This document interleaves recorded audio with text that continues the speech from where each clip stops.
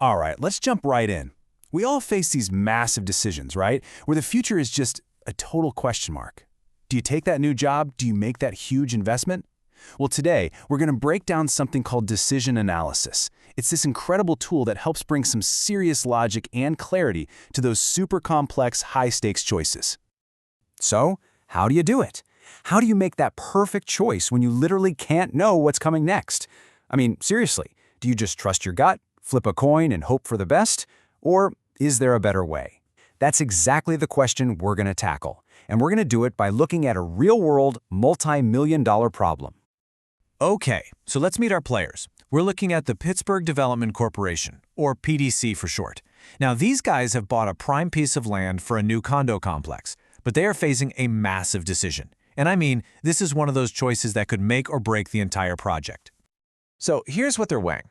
They've boiled it down to 3 options.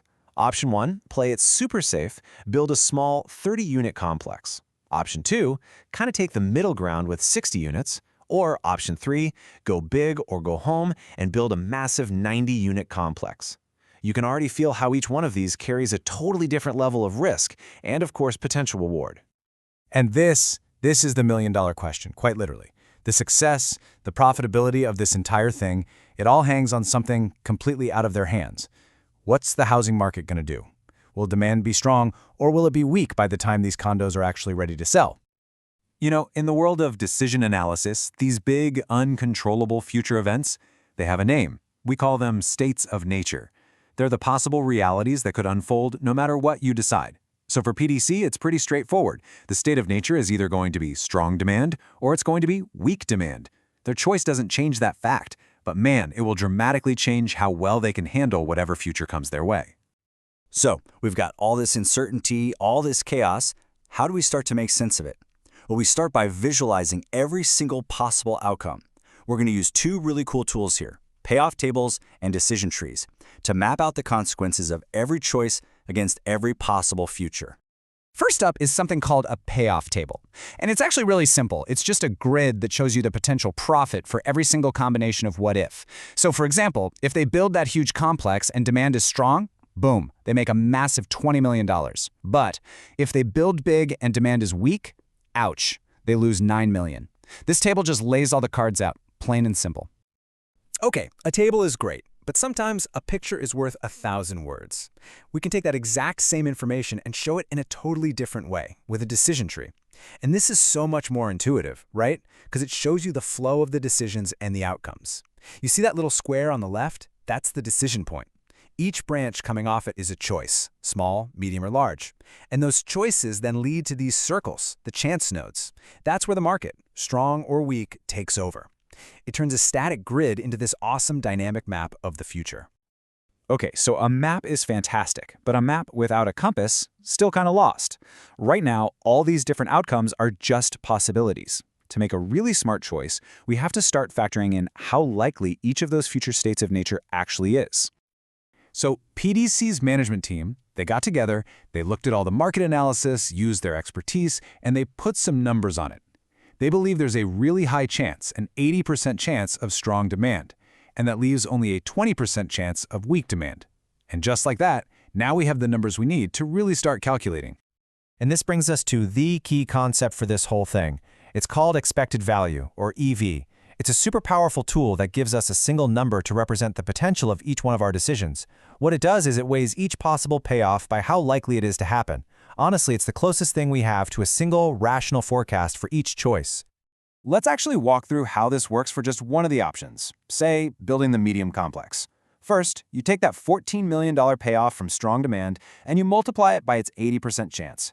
That gives you $11.2 million. Then, you take the $5 million payoff you'd get in weak demand and you multiply that by its 20% chance, which is $1 million. You add them up, and there you have it. The expected value for building a medium complex is $12.2 million. See? Not so scary. And now, we just do that exact same math for every single branch on our tree. We calculate the expected value for the small, the medium, and the large options. And once we have that, we can finally compare them apples to apples. This is what moves us past just a gut feeling. It lets us see which choice has the highest potential value based on a weighted average of everything that could possibly happen. And the winner is building the large complex with an expected value of $14.2 million. Now think about that. Even with that huge potential loss hanging over it, the super high probability of strong demand makes it the most profitable bet on average. So, based purely on this analysis, the recommendation is clear. Go big. But wait a second. What if we could somehow reduce that uncertainty? Before you start digging foundations, it's worth asking a really interesting question. What would you pay for a crystal ball? You know, one that could tell you the future with absolute certainty. Just think about it. Imagine a magical forecast says, demand will be strong, no question about it. Well, you'd obviously build the large complex and walk away with 20 million bucks. But if that crystal ball said, nope, demand is going to be weak, you'd pivot. You'd build a small one and still make a cool 7 million.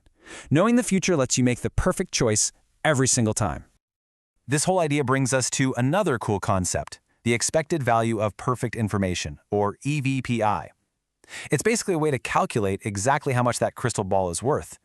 It measures the extra profit you'd expect to make if you could completely eliminate all the uncertainty. It's like putting a price tag on knowing the future. So for our friends at PDC, that number comes out to $3.2 million. And this is an incredibly powerful tool for a manager. It sets a hard upper limit. It tells them they should never pay more than $3.2 million for any kind of market research, because that's the absolute maximum value that even perfect information could possibly give them. Okay, so let's get back to reality. PDC doesn't have a magic crystal ball, but what they can do is commission a market research study. Now, it's not going to be perfect, but it will give them more information. So the final and maybe most important question is it worth the cost? And check this out. This is how we can model that new layer of complexity.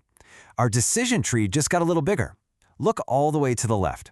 The very first decision isn't what to build anymore, it's whether or not to even pay for the market study in the first place. And from there, the tree branches out based on the study's results, which then leads us back to our original decision about the size of the complex. So we use the exact same expected value logic we learned before, but this time we start at the very end, the right side of this new, bigger tree, and we work our way backward. We calculate the value of each possible path, and by the time we get all the way back to the beginning, a brand new, much smarter strategy starts to emerge. And here it is, the new optimal game plan. The analysis shows the best first move is to absolutely conduct the study. Then, if that report comes back looking favorable, you go big, build the large complex. But if the report comes back unfavorable, you hedge your bets and build the medium complex instead. It's a strategy that actually adapts based on new information. Now, the extra value that this new, smarter, adaptive strategy brings to the table, that's called the expected value of sample information, or EVSI. And in this case, it's a whopping $1.73 million. So what does that mean? It means doing the study boosts the project's total expected value by that much. So as long as the research itself costs less than $1.73 million, it is an incredibly smart investment. You know, this whole structured way of thinking, it's not just for multi-million-dollar construction projects. It's a powerful tool for bringing clarity to any complex choice you're facing under uncertainty, from career moves to personal investments. So it kind of makes you wonder, right? What's the most important decision tree you need to map out in your own life right now?